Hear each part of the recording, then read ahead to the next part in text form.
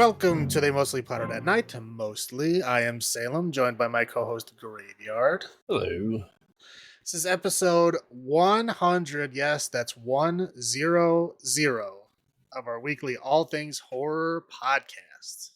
And it's a joint celebration this week, as we're officially passing the triple digits in the episode count. But we're also want to join our Black friends in celebrating Juneteenth.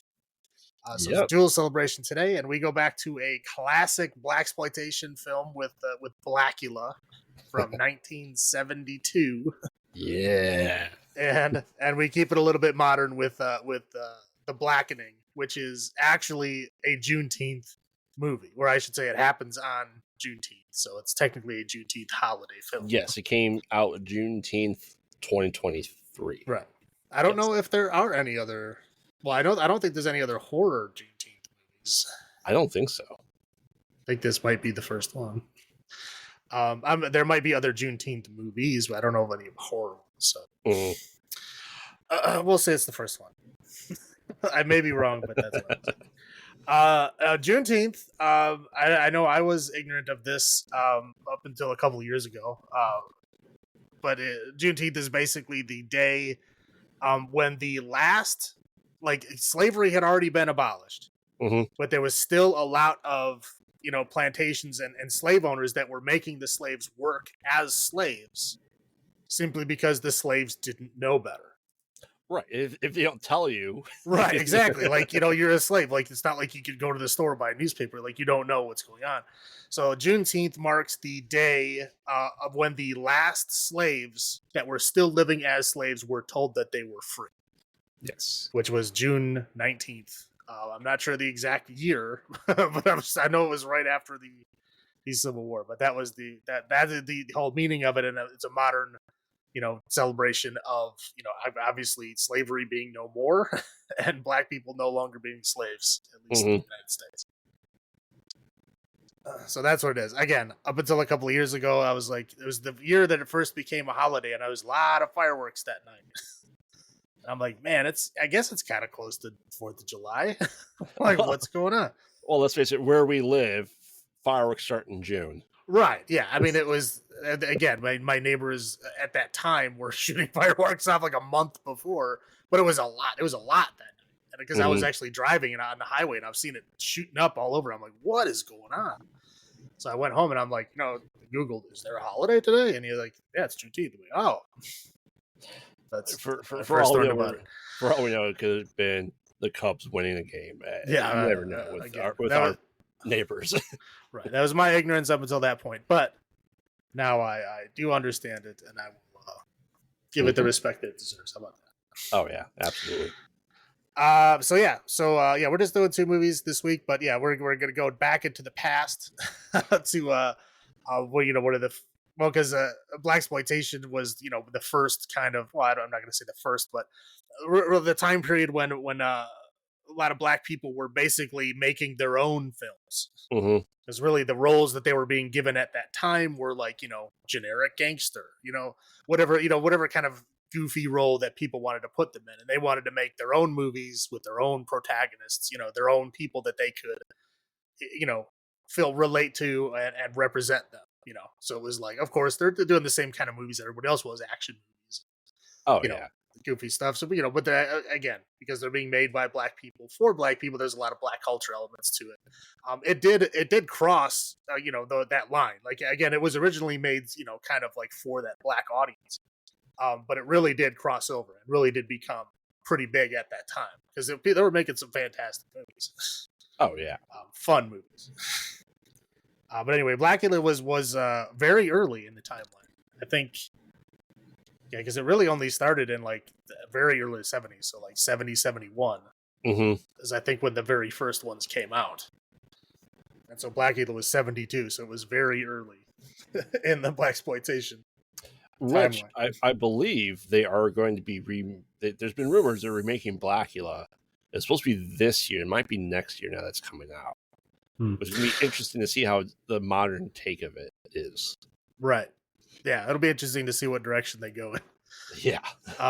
But there was a sequel to Blacula, It was called like Scream, Blacula, Scream. Yes, it was. It came out the following year in '73, but we're not doing that movie this time. I was thinking about watching it, but I ran out of time. Oh yeah, we're definitely saving it, especially for a remake coming out. We like to, when the movies come out, keep our themes together. Well, I'm sure we could make a whole episode of sequels we forgot. Oh yeah, of movies that are in other episodes that have sequels that we didn't include in that episode. So I'm sure we could have an episode of just that, and I'm sure Blacula would be one of the first ones for sure. So yeah, without further ado, we'll jump right into Blacula in 1972. Now, this film opens up in I think 1780. In Transylvania, in Dracula's castle. So this is, he's not. The Blacula doesn't take the place of Dracula in this universe. Dracula does exist, and makes Blacula himself, and gives him his name. Yes, he does. So yeah, basically, he's an African prince. Was it Mama Walde? I think was his name. Yeah, and his wife Luva. So they go there, trying to, because I guess like Dracula was, one of the nobility at the time who was very into the slave trade. Right. And so he went there to kind of talk him into like, hey, you're a very influential guy. Like a lot of stuff goes through you. Hey, you should like stop doing the slave stuff.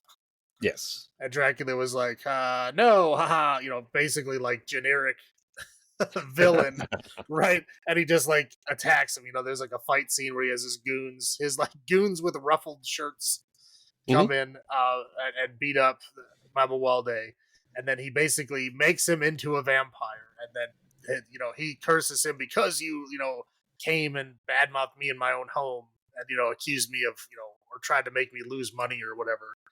I'm gonna curse you to be a vampire, and because you're black, I'm gonna call you Blacula. And then proceeds to bury him in his coffin. Yeah, so he puts him in a coffin in a hidden room in his castle and leaves him in there with his wife. Yep. Who is supposedly, we guess, starved to death in there, or maybe died of thirst. We don't know. Sitting next to his coffin, which she couldn't open because it was locked. Yep. So then we fast forward 200 years.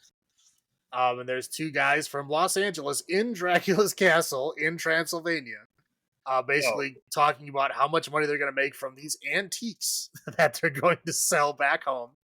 And the guy's like, oh, this is Dracula's castle. And they're like, the Dracula? Oh, that's spooky. And he's like, oh, I'll give you a discount. So he gives them the Dracula discount. Yeah, we'll talk about those guys later on. I can get. Oh yeah, no, yeah, they're definitely on my list. I mean, I don't want to get into it now, but they're on my list. So they buy everything in the house, and of course they're like, "Oh, look at these hidden rooms we found." So they open up the hidden door, and of course, Blacula's coffin is there. And so they move everything back to Los Angeles, and they put it in a big warehouse because they're going to open up like a bed and breakfast and use coffins as beds. Well, no, they were going to switch out their guest room bed for a coffin to be like quirky. Yeah. Anyway, they're just talking. So they're like, oh, well, this coffin is locked. Like, let's bang the lock open. So as they're banging the lock open, the one guy cuts his arm. And so, he's like putting a bandage on his arm. And of course, Blacula slowly comes out of the coffin and attacks and kills them both. Mm-hmm. So the one guy, we don't know what happens to him because he was white. And so he went to a different, funeral home. Yes. And the other guy was black, so that we see him in the black funeral home. And I'm not, that's the owner of the funeral home said that himself, that he only services black people. He doesn't get too many white folks. Yep. That's verbatim what he said. So he goes there, they're like, oh, is it his sister? Or are they just like, I don't remember the relationship. Talk about Tina? Well, because it was Tina and Michelle. They were sisters. Yes. But I don't know how they knew him. Were they just like friends with him? I guess it doesn't matter. It doesn't matter. But anyway, so Tina and Michelle are the two sisters. Tina is literally the same actor as Luva, mm-hmm. Blacula's wife. So we get kind of the same theme from Dracula we got, to where Dracula found the girl that looked exactly like his old wife, and that he was like haunting with Mina Harker, is that he goes after Tina because she looks just like his wife. And her name rhymes with Mina. Yes. Correct. But anyway, there's the two sisters, and then the other sister, Michelle, has a friend who happens to be like, he says he's a doctor, but I'm guessing he's like some kind of like forensic doctor, so I don't know. Oh, because he's in tight with detectives and right. But they never actually say like what he is. Like, he obviously knows the morgue people, he obviously knows the cops, but he's not the morgue guy. So then he's not like the coroner. I don't know who he is, but he's some kind of forensic doctor. I guess it doesn't really. He's this movie's Van Helsing. Let's just call it essentially right. Only he learns his knowledge as he goes along. He doesn't know it ahead of time. Correct. So anyway, Blacula sees Tina, who is wearing like this goofy hood for whatever reason. I guess just so we can have a reveal later. So Blacula was waiting around to see what would happen with the kid that he killed. Instead, sees her, and then kind of stalks her and chases her. And she kind of freaks out and screams and drops her purse and runs away. Dracula then gets hit by a car with the cabbie, who is like, "Oh, look, you're getting up. You're fine. I'm leaving." Anyway, they have a weird back and forth, and then he kills her. Yep. And then he kind of disappears. We center on Tina and Michelle. It's Michelle's birthday, so they go to this club, to hang out for their birthday. Mm-hmm. And then Mama Walde comes to the club because he found Tina's purse that she had dropped. How the purse led him to the club, we are not given that information. I'm sure she doesn't have the club as like her address on her ID. I don't know. Maybe she had a matchbook from the club. I don't know. It's not explained. But anyway, so she meets up. He explains that, I'm sorry if I scared you. You just look like, my wife, and I was just needed to talk to you. I'm sorry I scared you. Here, I gave you your purse back. And they're like, sit down with us and hang out. So they kind of like sit down and hang out. Tina feels like this immediate like connection to him. Mm-hmm. And so they leave very shortly after he gets there.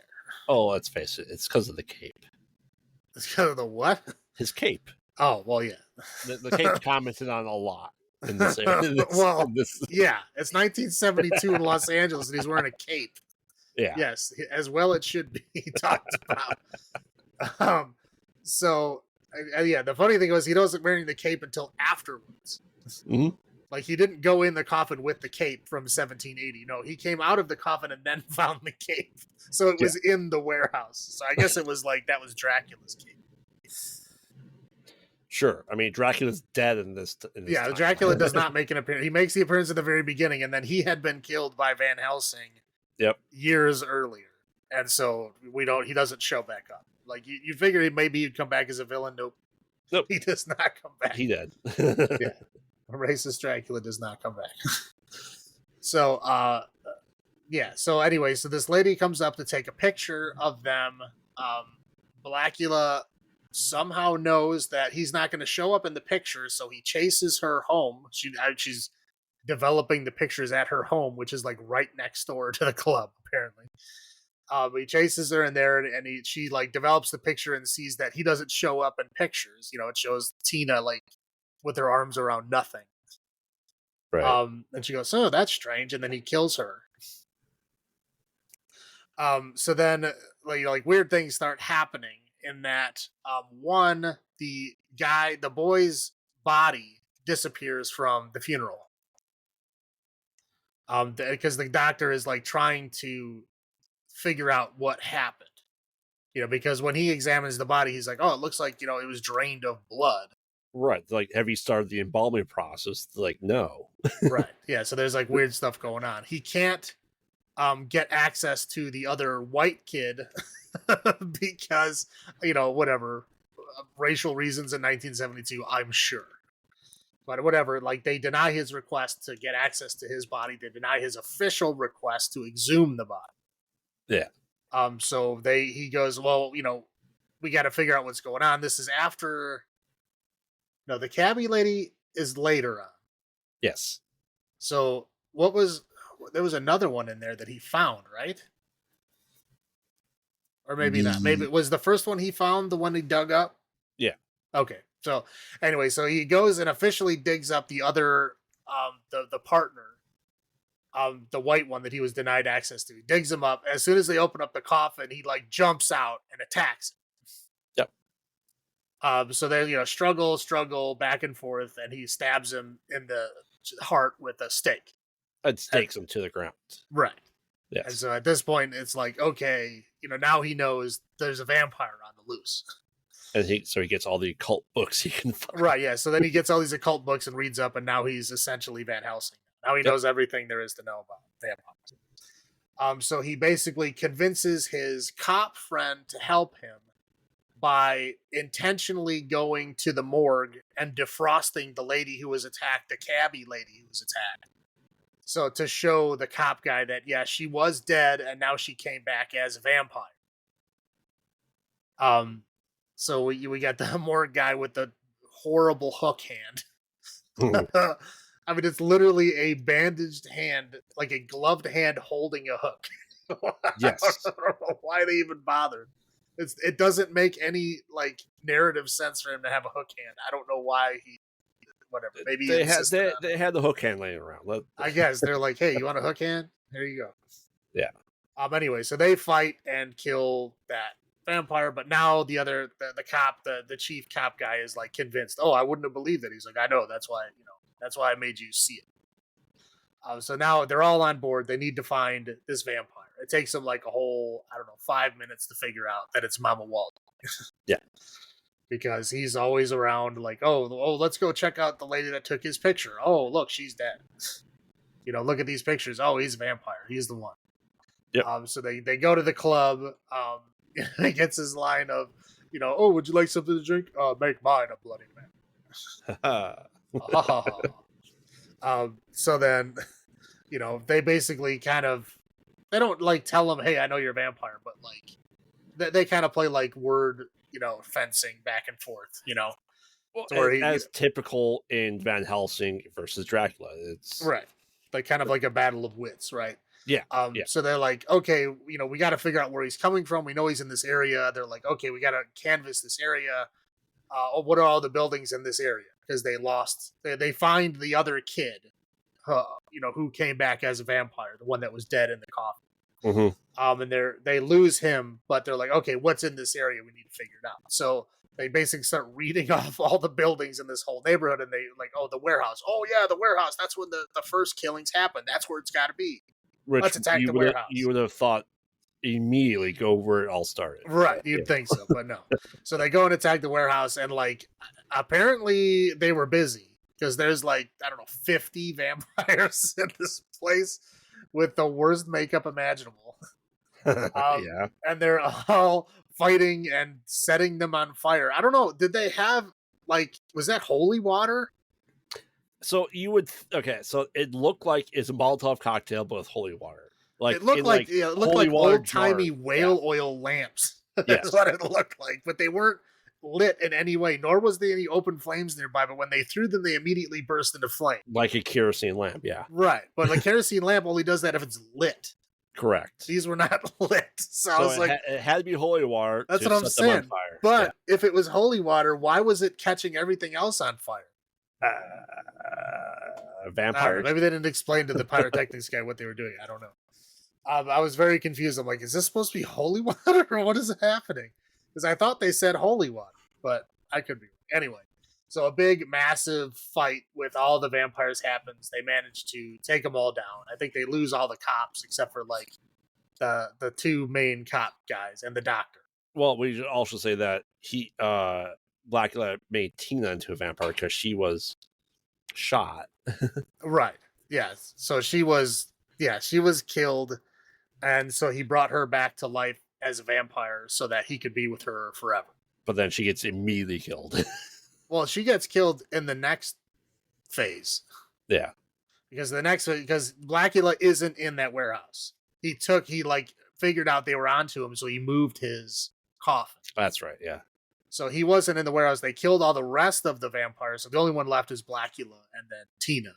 Mm-hmm. And Tina is when they I don't know, I remember how they found it, but anyway, he's living in like this big, like, I don't know, public works building. I don't know, there's a lot of like pipes and valves and stairs. I don't know what that building was, but that was some kind of public, like a pump building or something. Anyway, so they're kind of like a game of cat and mouse with the cops in this building. That's where Lisa gets shot. That's where he makes Lisa a vampire. They're kind of going back and forth where Blacula's like, playing games with them in this building.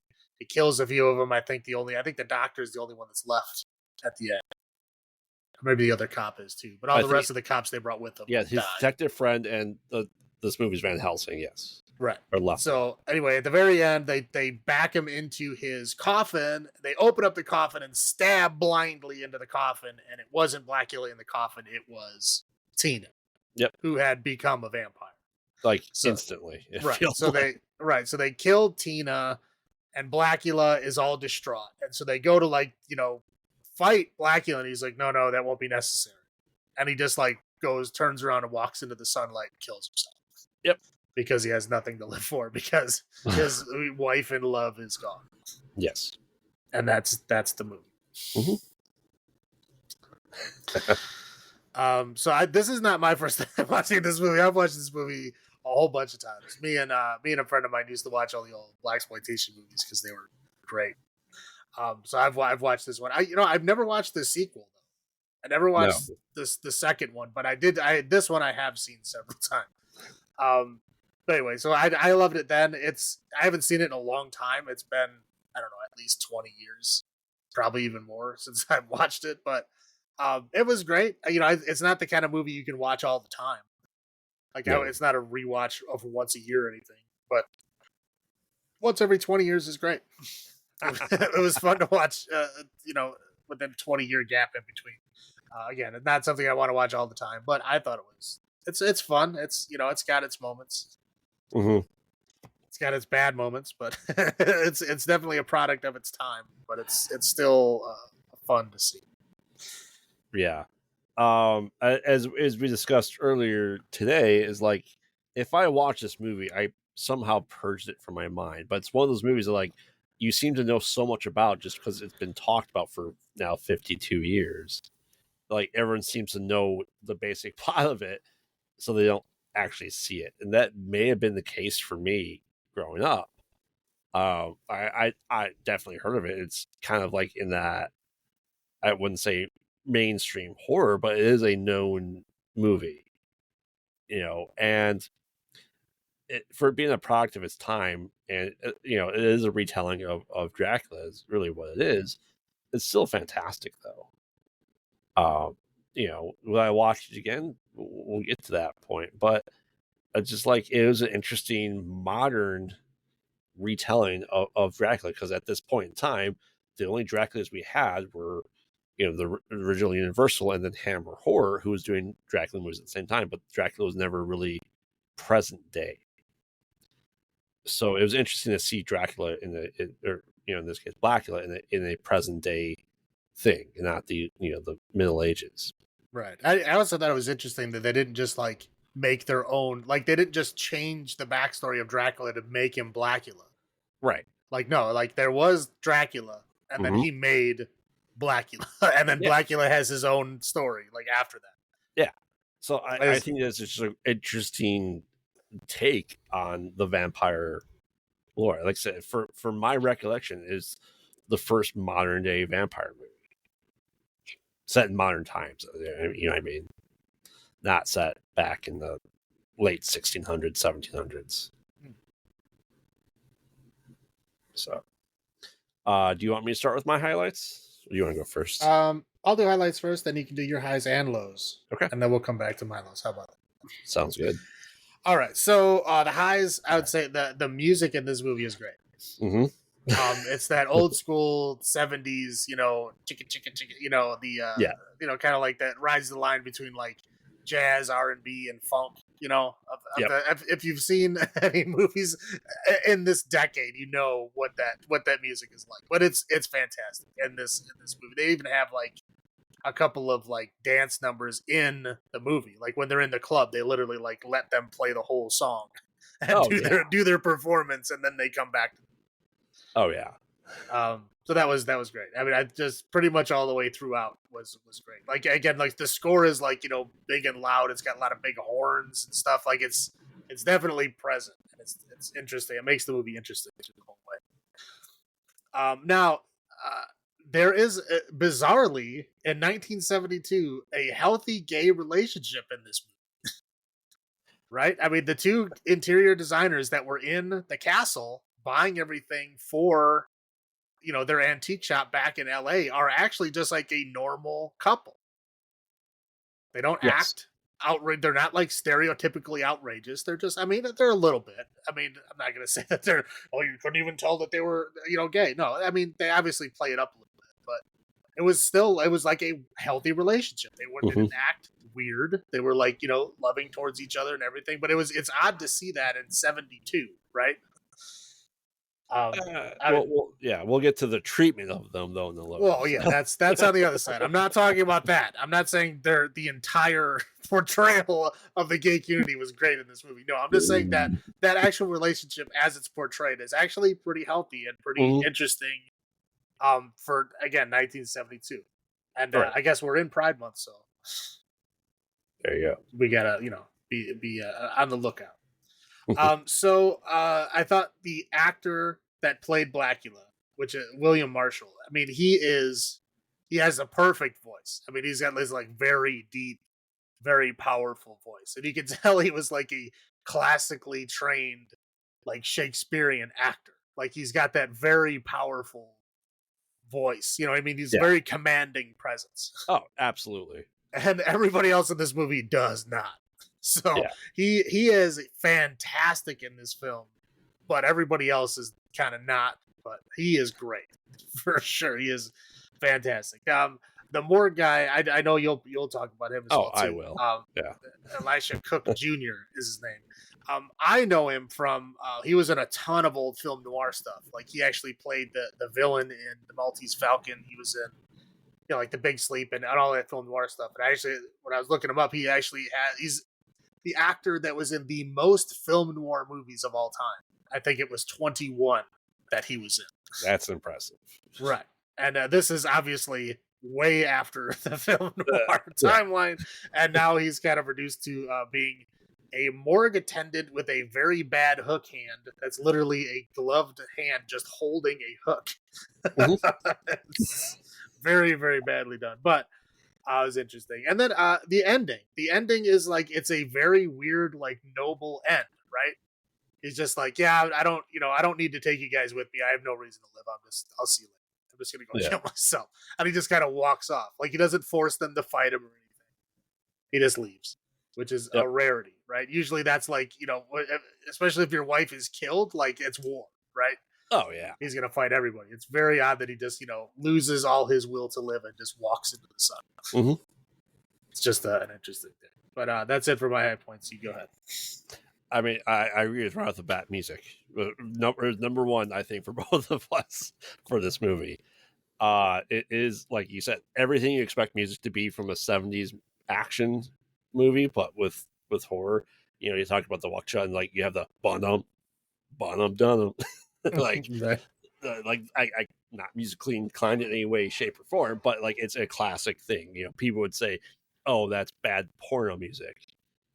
Yes, late 70s. That's what porno music was. I don't disagree with that. Right? Yeah, it's like, but every movie in the 70s was like that. Like you watch like Dirty Harry, which was set in that time period. Like when he's on the chase, it's that same music. It's like it was just that time.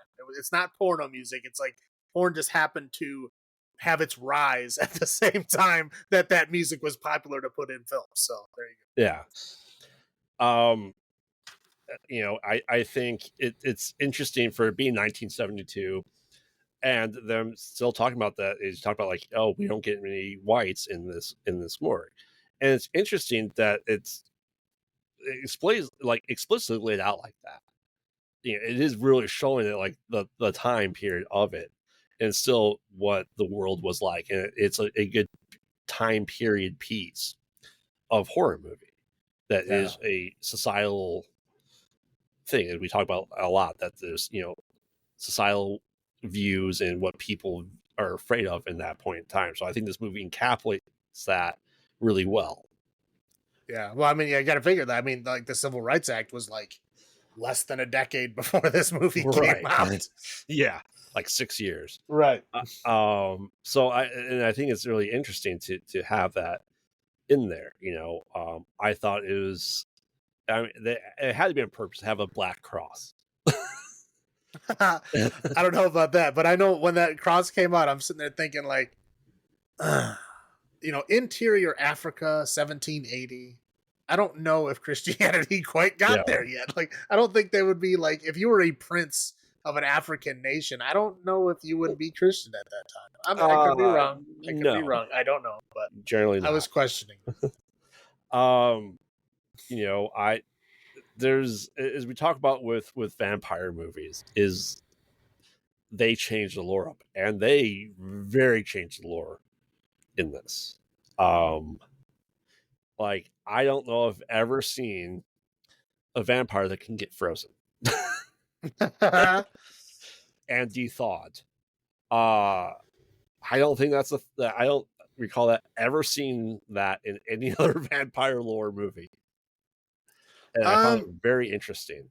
Yeah, I don't know. I can't think of a vampire movie. There's been other movies that do like zombies that freeze. Right. And I guess they're both technically undead. I would figure it would be easier for them to freeze because they don't have hot blood.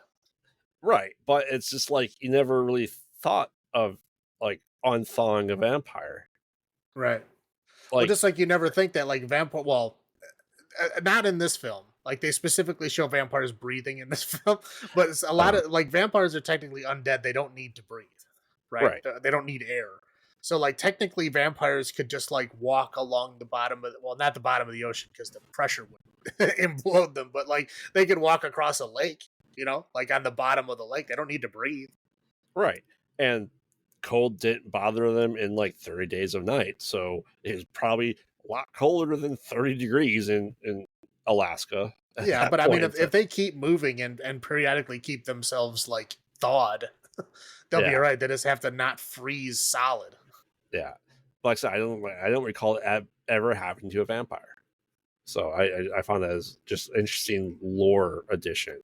Yeah, I mean, I have a feeling it probably happened somewhere, but I can't think of one either. So.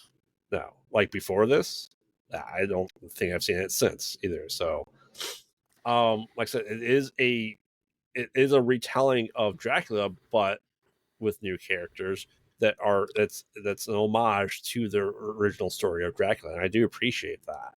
But it's still its own thing. You know what I mean? Right. I thought that was really great. Obviously his cape, because it's mentioned numerous times. Yeah. Well, again, and I'm pretty sure that's actually Dracula's cape that he's wearing, because again, he wasn't wearing it in the coffin. He didn't put it on until he got out of the coffin. And all the stuff that was in that warehouse was all stuff from Dracula's castle. So I'm pretty sure it's Blacula wearing Dracula's cape. Right. And he just goes, well, I'm a vampire, therefore I should dress like Dracula. Well, yeah. Again, yeah.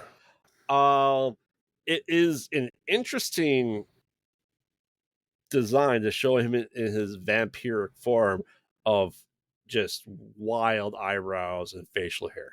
Right. Yeah. It's like most movies don't have a vampire transformation. It's like it's weirdly mixing vampires and werewolves together in a weird way. Like I had to stop and watch. I'm like, wait, why is his facial hair and just like wild?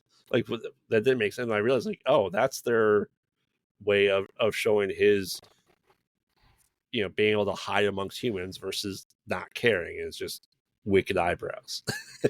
Yeah, wicked eyebrows, and he's got like weird patches of fur on his cheeks. Between his sideburns and his between his sideburns and his mustache, and that's it. But like the bottom, like his jawline is still shaved. It's very odd looking. And of course we have to talk about you talk about the guy from the Maltese Falcon. We had a lot of classic horror actors that you would recognize from stuff in that time frame. I talk about the guy with the bad prosthetic hook. Well, I remember seeing him first, or earliest thing I've seen in horror world is House on Haunted Hill. So you have veteran horror actors that are from the Vincent Price timeline of horror, and seeing them in this too. And I think that's it's a good way to add horror to this and get more people to be interested in it because they recognize some of the actors. I like that. I like seeing people like that.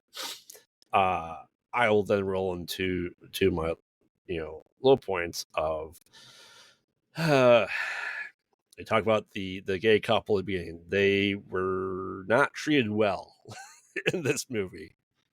No, well, yeah, not by anybody who doesn't know them. Right. Like the police, the authorities, a lot of other like just random people. They're casually throwing out the F word a lot. Well, I think it's said 3 times in the movie. Oh, easily. And very pronounced. Right. And it's like, it's like, it's 72. I get it. It's like, but it's like, you still don't like hearing it. No. So that, and luckily the N word was only spoken by other black folks in the movie. So at least we didn't get that awkwardness either. So at least we didn't have to do that. I would love to know what kind of money that couple had to go from California to go antiquing in Transylvania and pick up a castle worth of stuff. Right. Yeah. I mean, the entire contents furniture of a castle, that's got to be a lot of money. I mean, I don't know. That's like 200 years old is fucking insane to think about. Maybe they're both trust fund kids, because we know that the white kid had money. Yes. Because his family was well off. We know that. Maybe he just had a shit ton of money and that was his partner that he ran the business with. I don't know. We do know that they had some money. We don't know how much. But I agree with you that is a ridiculous amount of money that would be needed to do that. Yeah. And shipping alone. Shipping that stuff from Transylvania to Los Angeles. Because you'd have to hire a whole ship. Mm-hmm. Oh, yeah, for sure.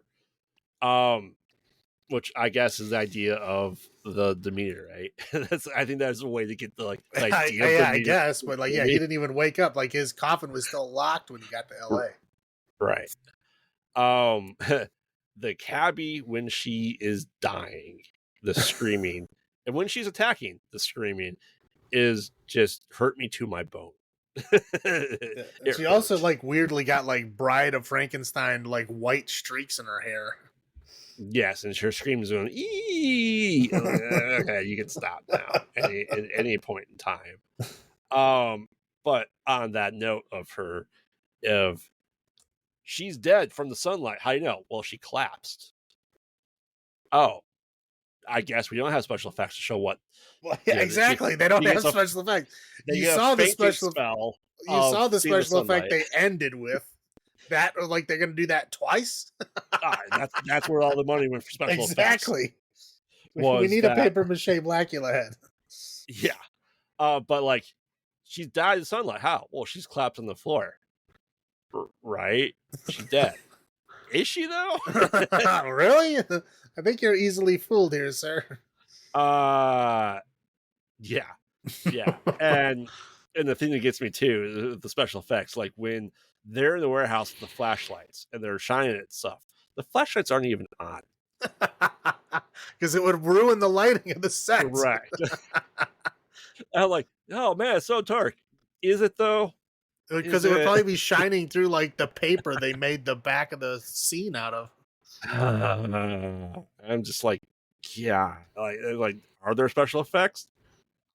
Until the very end, I was a firm believer there wasn't any.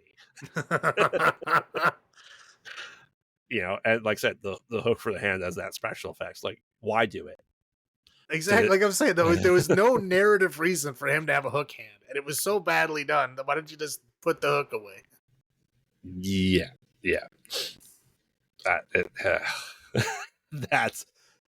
That's what I got for my little points. How about you? All right. A lot of mine are going to match up to yours, but we'll do that. I mean, number one, racist Dracula. Yep. That is truly a side of Dracula we haven't seen before. It's just straight up racist. He's like, nope, I'm going to keep the slave trade going. And and then I'm going to torture this poor black dude and then force him to be Blacula. Wow, he was very racist. It was like comically racist. It was like DiCaprio in Django Unchained racist. Yeah. It was like, wow. Just it's shocking to see.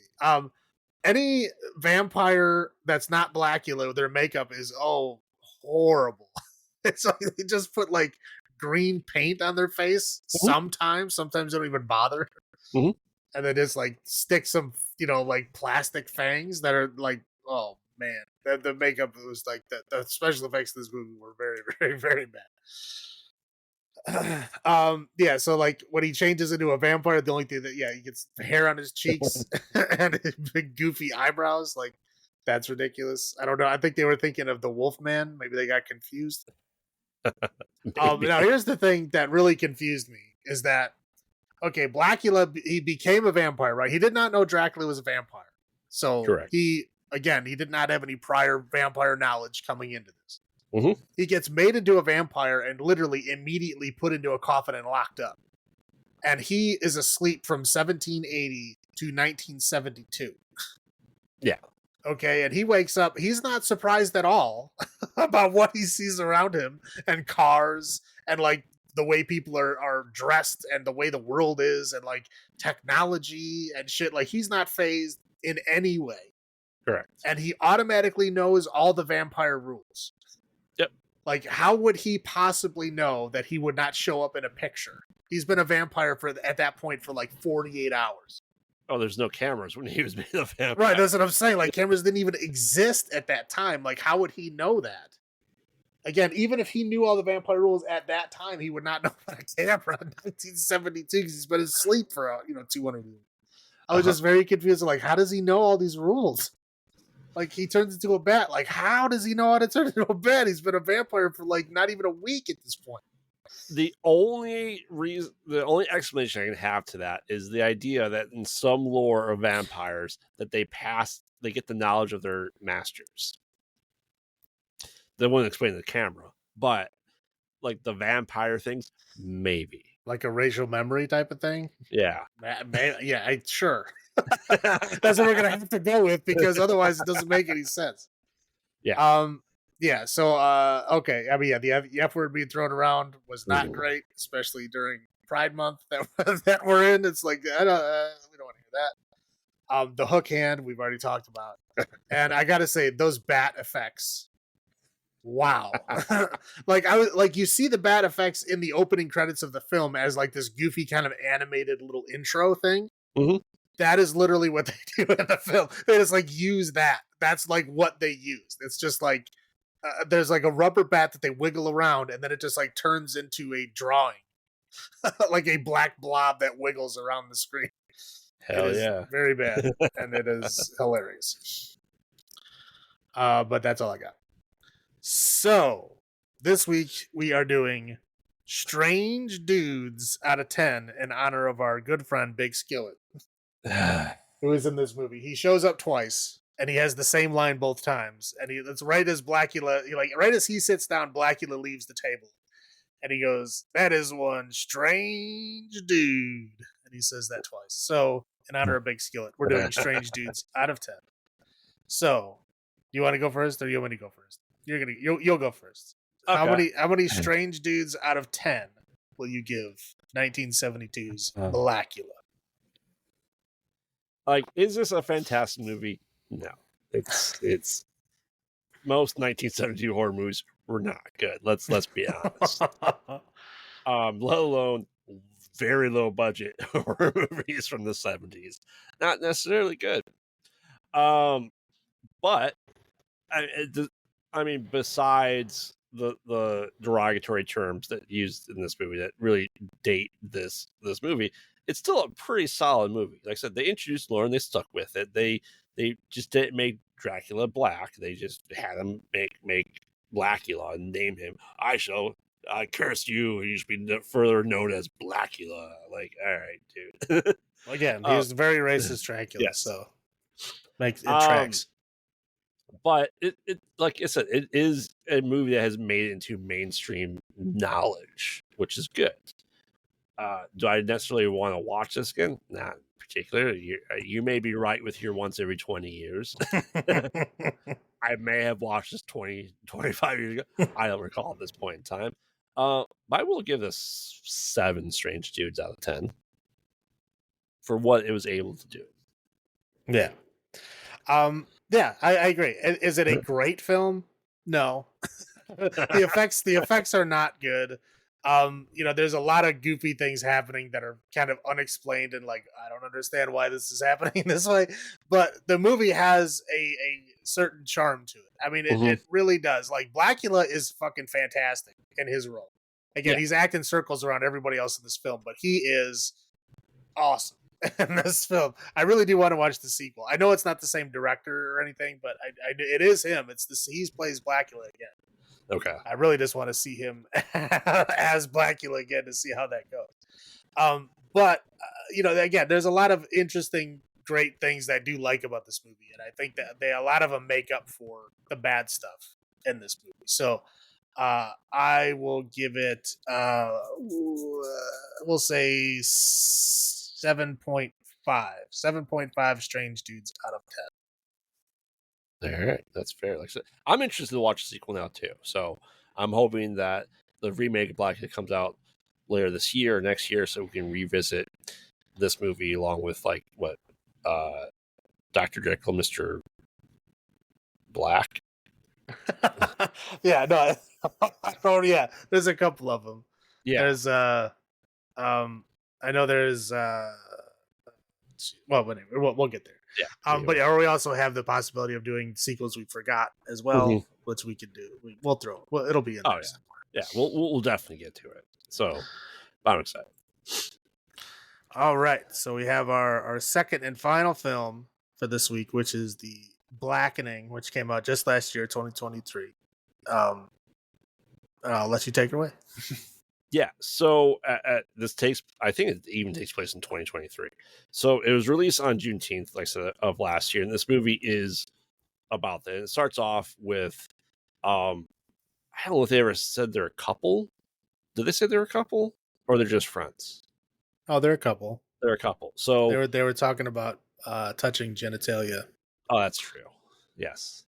So we get the classic slasher intro of people that are introduced just to really get killed off. And that's kind of what happens. So there's a couple there, they're renting a cabin, they're celebrating Juneteenth, and they're having like a 10-year reunion from college and inviting all their friends. And they're, eventually kind of going to this house, like, oh, here's the white family that is rented this out. We'll put their picture aside for now. We'll put up a picture of our friends and kind of just prepping the house for everyone else. And they find a game room, which has a racist Jumanji, I guess is the best way to describe it. That's a pretty accurate description. Yeah, old, not just racist, like old-timey racist Jumanji is perfect explanation. And so they get asked to essentially play a game, and then we see the guy get killed, right? Yeah, he gets the arrow to the neck. Yeah, the arrow to the neck, and then the woman kind of gets. I think she gets knocked out. Because it's like the flashlight sees him with the arrow in his neck. He falls down, and then I think she drops the flashlight, and then it just fades to black. Right, and I'll just say right now we find out that she was essentially knocked out and was being tortured.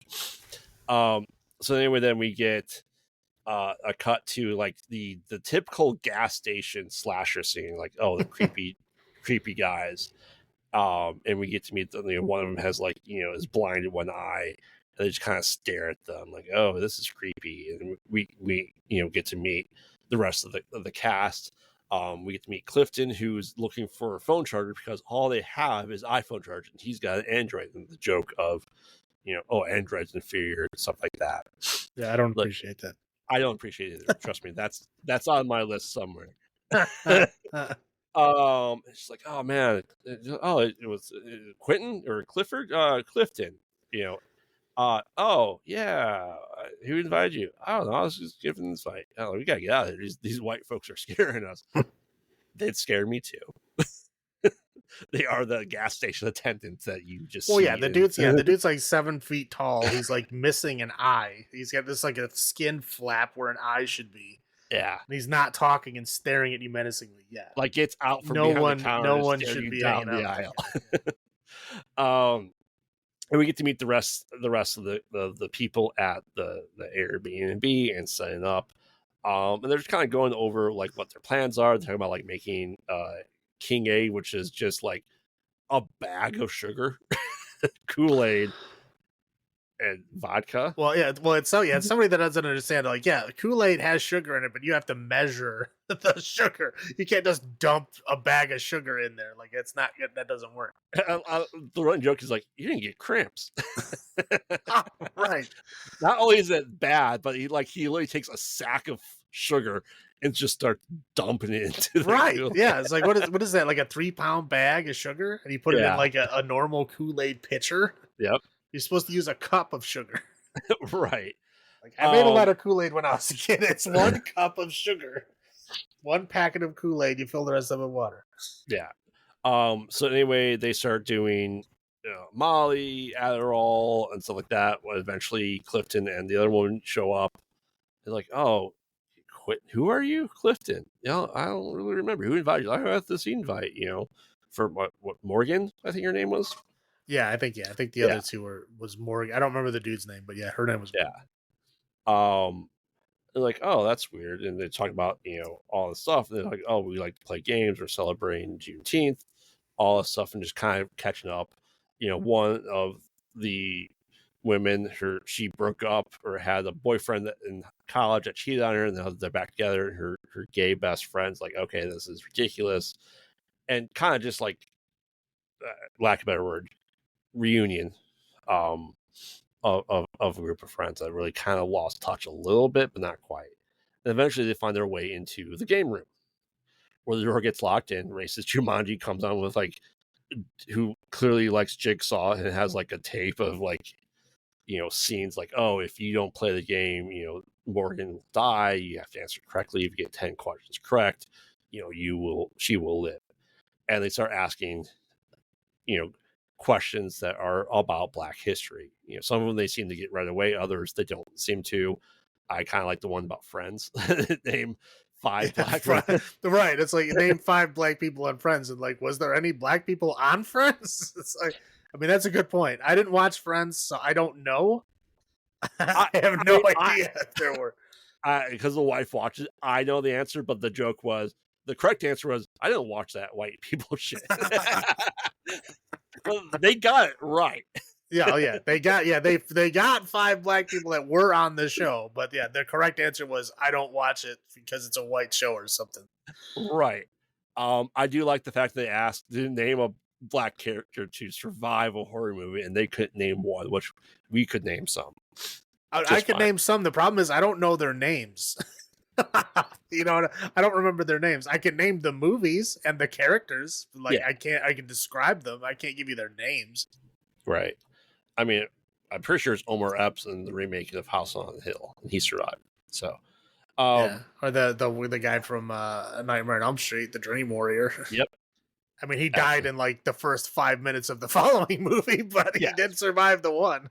I think they said he's the first Black actor to survive a horror movie. Right, yeah. But so again, that's why and then he died in 5 minutes in the next one, which kind of sucked. But no, he did survive one. Yeah. So eventually they start, showing stuff, question and answer, like, all right, well, now it's time to pick. The blackest person has to die. Or the whitest person, right? No, it was they had to pick a person to sacrifice, and it was supposed to be who the blackest among them was. Yeah.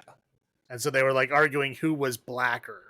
Right, because one guy, he married a white woman, one woman, her dad's white, and then Clifton's like, I voted for Trump.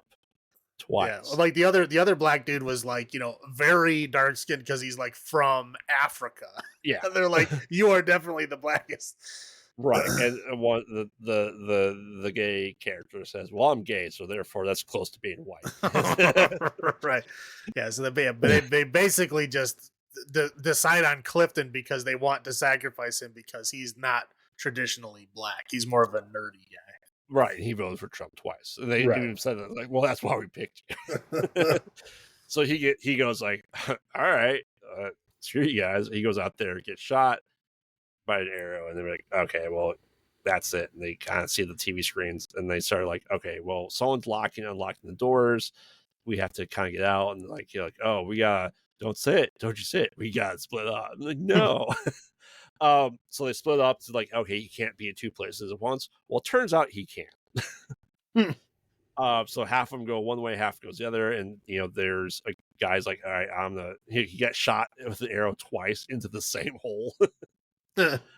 King did. And like, then the one girl stabbed herself with the arrow, pulling it out. Yep. Because she pulled out the arrow and stuck it into herself. Yeah. I was like, all right, well, I'm gonna hide in this tree. I said, one was like, I see houses. I'm gonna go swim across the lake. He's like, I'm not doing that. So like, I used to run from cops, all that stuff.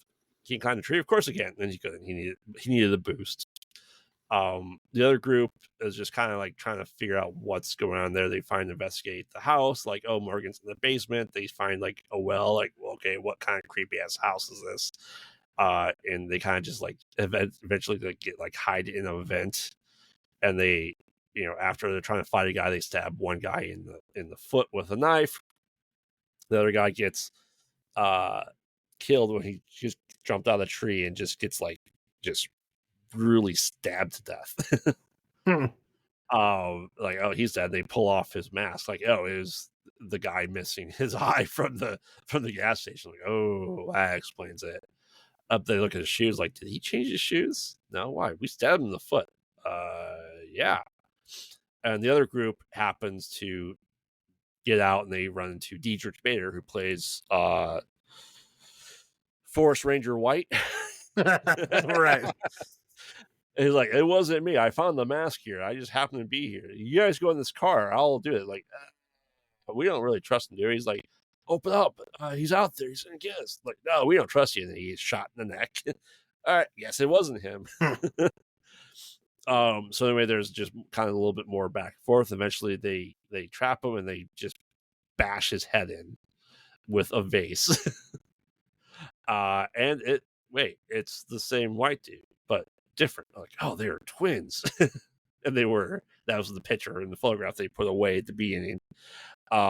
Like, oh, that's weird. But yet they see a new video start up with Dietrich Bader dad at a table and Clifton. Like, oh, this is weird. They go in there, and then big reveal.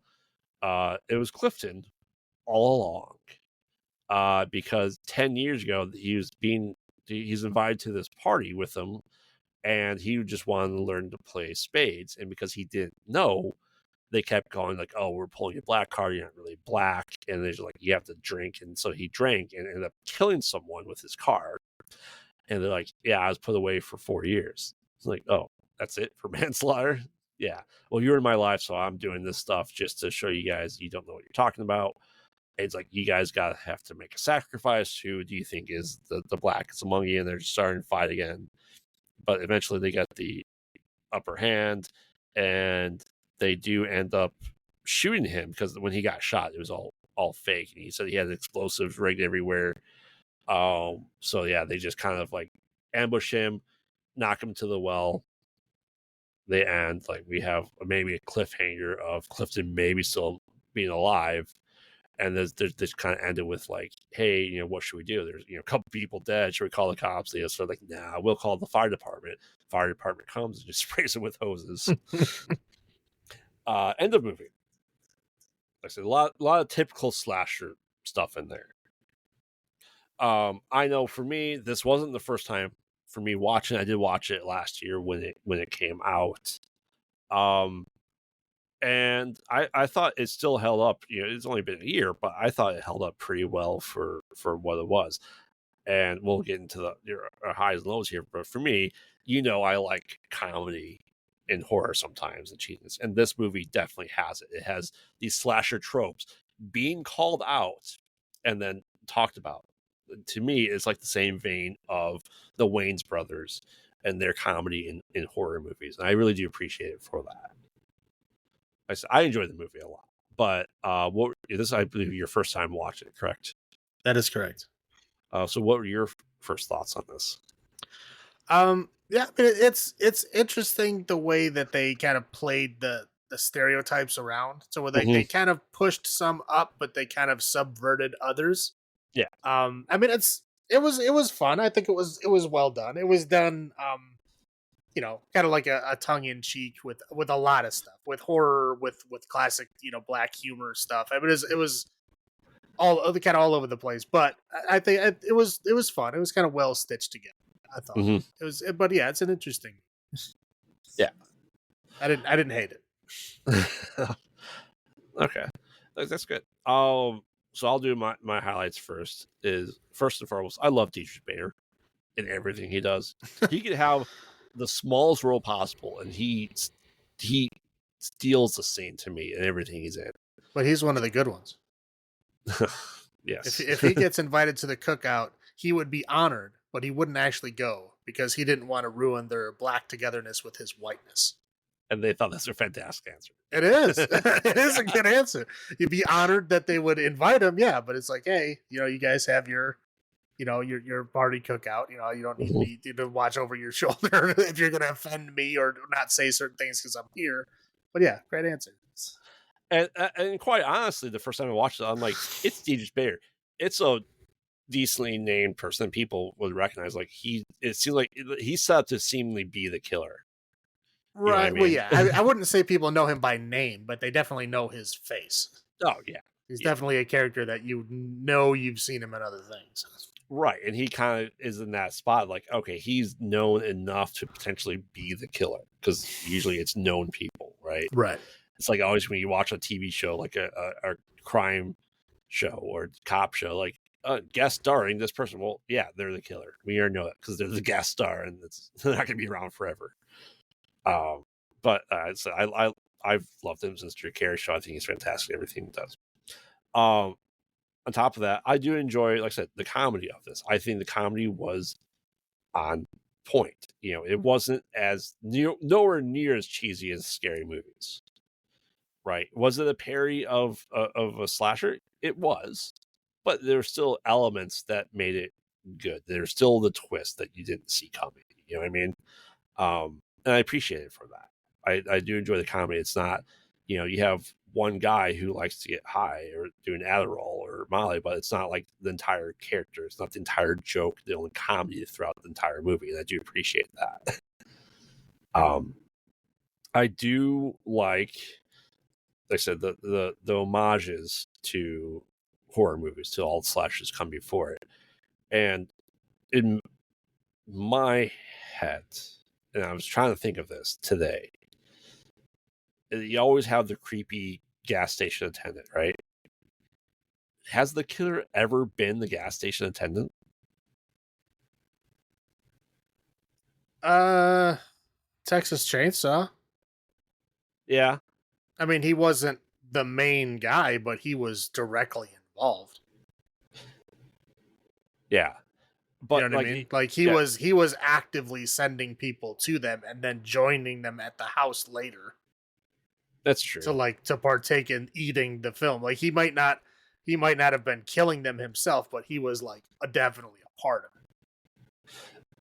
Yeah, but I think usually it's like they're the kind of outcast from the family, and then they're trying to save you. That's like how it was in The Hills Have Eyes. Yeah, it's like he was kind of sorta tangentially involved with them, but knowing that, hey, you guys shouldn't be here. You guys should keep moving along. He wasn't somebody that was going to push him the wrong way. Right. But I think it's just that the trope is the gas station attendant's creepy because of those movies, but ever since those, we have 45 years of it not being the gas station attendant. Just have this. Oh yeah, back. No, yeah. It's yeah. It was in modern times. Yeah, It's very rarely ever the gas station person, because it's very easy for you to think that it is, because it's like a trope that it is. Right. And they find out that they're just getting paid like $1,000 total to kill all of them. Right. They were getting billed like $100 each person. Like, Yeah. wow, that is cheap. Yeah.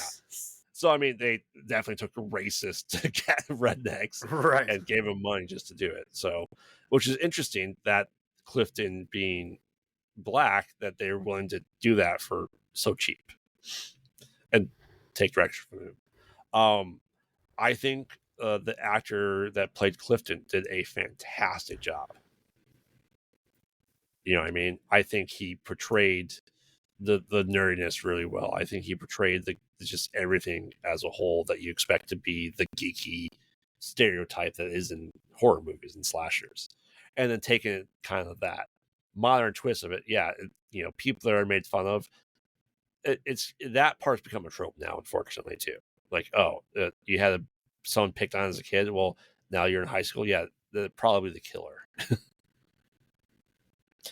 But like I said, the first time I wasn't expecting Clifton to be the killer or the mind behind it, right?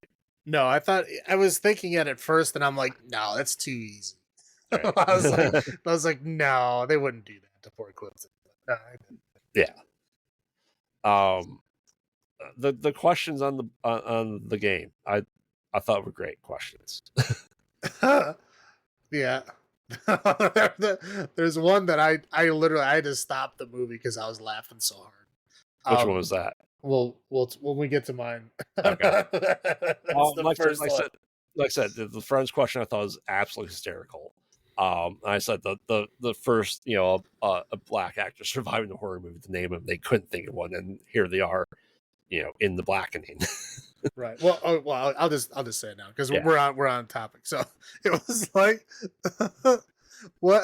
what does the NAACP stand for? And it was supposed to be multiple choice, but they only ever said one of the choices. And holy shit, I was dying laughing. Obviously, I can't say the whole part of it, but we'll say it was the N word at Applebee's cooking pasta. It was so unexpected. I was like, what?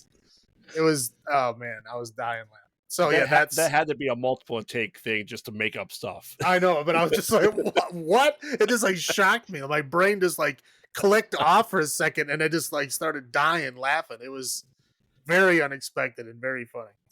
Oh yeah, so that's why I said the comedy of this is very on point and just hysterical all the way. Yeah, no, there's some like there's a lot of comedies I watched that I might go, a couple times, but there's literally a couple of laugh out loud moments in this movie. So there's a lot of misses, but there's enough hits to keep it going.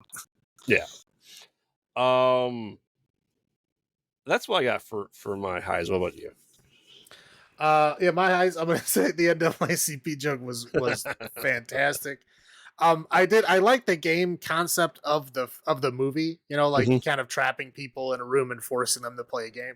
It's been done in other movies, but this was interesting, especially because it's a Juneteenth film and they're actually like asking like Black history questions or Black culture history questions. It's an interesting concept, and I appreciate, I thought it was fun the way that they presented everything.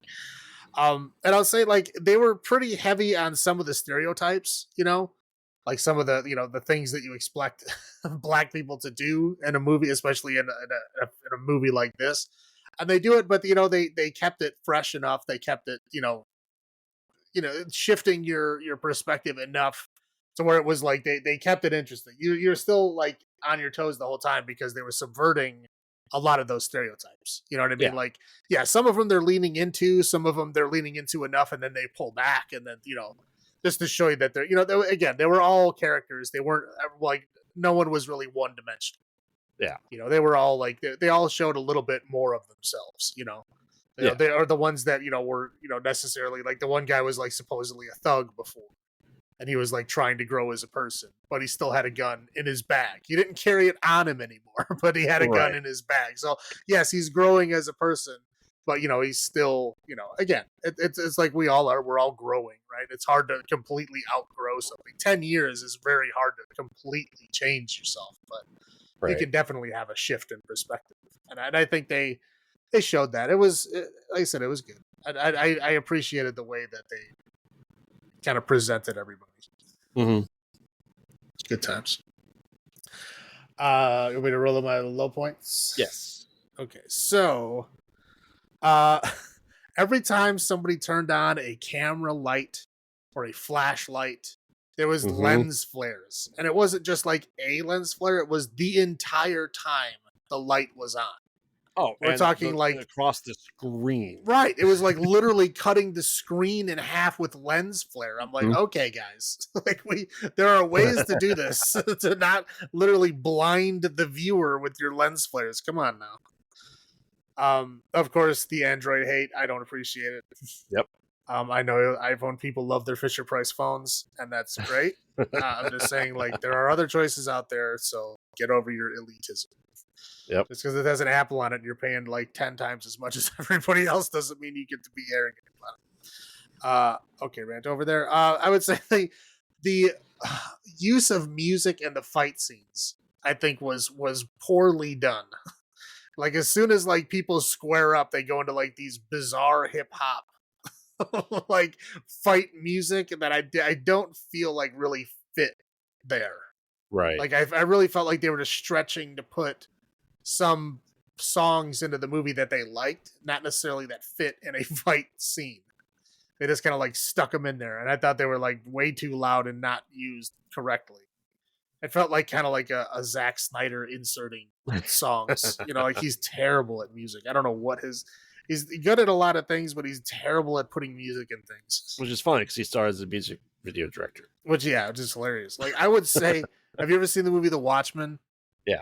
I would say that movie has maybe the worst use of a song in a film ever. I mean, it is the worst use of a licensed song I've ever seen. And that's the scene where, oh God, I can't even remember their names. It was the Batman guy and the girl were banging in his owl mobile. Oh, playing and they played Hallelujah. Yeah. Yes. It is the most awkward scene, and it's only awkward because of the music. Yep. Because you're like, how am I supposed to be feeling during this scene? Because the music is like depressing and like upsetting, and this is supposed to be like a sex scene of like them like getting their groove back kind of thing. Like, this music doesn't fit in any way, and it goes on for way too long. Again, worst use of music in a film. You can fight me on it if you want. That is my entry into that contest. Okay, back to the film. How many arrows did they have? Probably about 30. I mean, they would have had to be lugging like a little red wagon behind them full of arrows, man. They had there was 2 or 3 arrows in every single tire of all of their cars. Yep. There was they were literally shooting them like machine guns in the woods. Like when he was shooting that arrow in the water, she was like, shoot, shoot, shoot, shoot, shoot. Like there was 10 arrows. I'm like, he did not have 10 arrows. He doesn't even have a quiver. Yeah. Like, where is he keeping all these? Oh, sorry. For all the people that are very anal about these things, they were bolts. They're crossbow bolts, not arrows. They were crossbows, not a bow. So they were technically bolts. Crossbow bolts, way too many. Way too many. And they were being shot everywhere. And they just the way that they're showing the crossbow being cocked, if it's a crossbow that cocks like that, it's not going to puncture through a person. Because it's not going to be strong enough to do so. Like how we saw in Hush, right? That crossbow that takes that much strength to pull back, yes, that arrow will go through you. Sorry, that bolt will go through you. It will do a lot of damage because that thing is pulled all the way back. Like this thing was cocked like a BB gun. No, that's an air rifle. Clifton did not have the strength to do that. Well, I'm just saying there are crossbows that use compressed air, but that was not one of them. And they were not that strong to do what they were doing with it. Sorry, but yeah, I thought there was way too many arrows. And I have one. Oh, them talking to each other with their mind. Yes. Okay, the first use of it, I get it. It was just like, girl best friends, giving each other looks, and you can tell what they're saying, right? And it was a little joke at the end of that, and I thought that was a funny use of it, right? Mm-hmm. Then it was used later on, and it was like, I was like, okay, this is pushing it. This doesn't make a whole lot of sense. And then at the end, it just went off the rails. Like, I didn't understand the joke at the end. Yeah. Like, it was somehow the gay best friend and the boyfriend that he hates can now communicate in their mind, like, how they're going to attack Clifton. But then Clifton overheard their mind talking. Yep. I was like, so it ruined the entire thing of like what it meant. So it was actually like psychic powers, but they had like a psychic power group chat. Yes. I don't know. It was very fucking confusing, and I have no idea what the hell what point they were trying to make there. Is there like a thing that like black folks can like understand what they're thinking by looking at each other? Is that a thing that I'm not aware of? I don't know. I mean, trust again, me. I know that the best friends like being able to tell what the other one's thinking. With look, again, it made sense in the beginning. The one in the middle was pushing it. The one at the end, it was just like, I have no idea what this is. What does this mean? Why is this here? This doesn't make any sense. I didn't get it. Yeah. Maybe somebody can explain it to me one day, but I was very confused. Sorry, I couldn't read my own writing. It looked like it says mind talk, and it looked like mad talk. I'm like, what the fuck is mad talk? What does that mean? I didn't think about it for a second. Mind talk. And that's it for my lows. So you can go ahead with yours. I mean, as you said, Android bashing. That is a thing that is talked about. If you're on Reddit and people post stuff like that, like, oh, if you're on the first date and he has an Android, don't date him again. Like, no, like, fuck you. Well, again, it's people that, they're obsessed about like a look or something. You know what I mean? Like, oh, I only drive a BMW because they're the best cars. Well, I mean, that's subjective. and two, that's extremely shallow, right? So like anybody who would ever think that, I don't really give a shit. Right? Because I know I don't like them anyway. I don't care what they're doing. Right. But yeah. I mean, again, I've ranted about Apple products enough times. I don't like Apple. I will never give Apple a cent of my money. Again, they're overpriced trash. They don't do anything interesting. At least when Steve Jobs was around, they did some things that were like, I don't even want to say innovative, but some things that were like forward thinking. But like since he's been gone, they don't do anything original. They just copy everybody else and then charge way more money. The term you're looking for is brave. Yeah. It's trash. Yeah. It's like, again, like every 2 years they come out with different fucking chargers so that you have to rebuy everything. It's a big fucking scam, and I don't understand why everybody loves Apple. Everybody praises Apple. It's so great. It's like all they're doing is overcharging the shit for the same thing you can get from anywhere else. Yeah.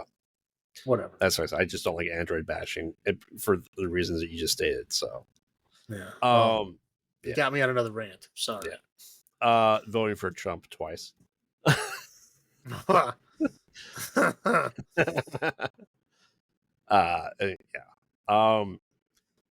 vomit. First off, he like emptied his entire like innards out on the guy. And we don't need to see that. We don't need to see people vomit and then have chunks of like carrots and broccoli. It looked like they crushed up Fruit Loops and like soaked them in water, and then that's what he spit out. It was like very colorful. Mm-hmm. You talk about the piece of the mind talking and stuff like that. I put down just the reveal as a whole. Like I get the Clifton's reasoning for it, but yeah, like they like that was the point. It felt like it went full parody, like pure comedy parody, like Scary Movie 5 levels of bad horror tropes. And I'm like, I just don't like the movie did just fine without adding anything supernatural or weird or anything else like to it. And I think that would be fine with it. And then, yeah, maybe the friends could do it, but then Clifton, the guy they barely knew, be able to know them well enough to read their faces, I don't buy for a second. Right. Like I said, in the beginning, like the first use of it, okay, I get it. Like, I got the joke, made sense. Mm-hmm. The second use of it was like, this is pushing it. Like, what are we doing? Right? It's like it wasn't off the rails yet, but it was like, this is in bad taste. I don't like this. That the final use of it was just, I don't know what was going on. I don't know what the fuck was happening. No, so like that to me, that just ruined the reveal, the ending, the climax of the movie. It really did. So that's why I had to do it. Like I said, I like Clifton and his arc and everything like that. Like the jokes about it, like you only got 4 years for manslaughter. That's nothing. Yeah. And so like I said, it just like, and the ending with the fire hose to me once again seemed like Scary Movie 5. Just that was like that was a joke that didn't really hit to me. Well, I get the joke of like, how do we call the police without getting shot? Like Right. that, I get. That's like a real problem and a solid joke. But the whole like, fire department, I don't get that. It just seemed like an outtake, like an alternate ending to it. Right. So yeah, But like I guess it was like right before. Whatever. It's a joke. It was just a dumb joke. Yeah. But that's what I have for my low points. All right. So, how many strange dudes out of 10? You want me to go first this time? Yeah. The Blackening, I will give 6.25 strange dudes out of 10. Not great. Not really a movie I want to watch again, but not bad either. So. Yeah, I mean, we all know I do love more comedy sometimes than you do in horror movies. Like I said, I do appreciate this movie for what it is, for what it's done. Like I said, do I want to see a Blackening 2? I absolutely do.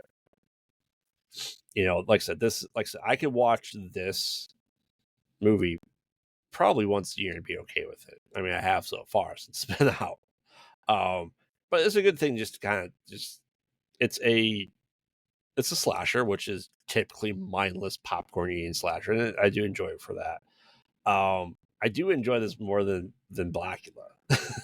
So I will give this 7.5 strange dudes out of 10. All right. Anything you want to add to our episode 100? No. All right. So then join us next week when we find out just how far the apple has fallen from the tree when M. Night Shyamalan's daughter joins the family business with the Watchers. I don't remember her name. Do you remember her name? Something Night Shyamalan. We'll have it next time. I'll look it up. I'll remember it next time. But yeah, so we also threw in a couple of other similar themed movies to round out the episode. We put in It Comes at Night and The Night House. It Comes at Night. I have seen The Night House. I don't know if I have. I definitely have. It's a fantastic movie. Well, we'll find. I don't know. It sounds kind of sort of familiar, but that might be because I'm thinking of The Wolf House that we just watched recently. Whatever. we'll figure it out next week. So remember, we watch bad movies, so you don't have to. And this has been Graveyard saying, "Have you checked on the children?" And this is Salem saying, "Long live the new flesh." Good night. Good night.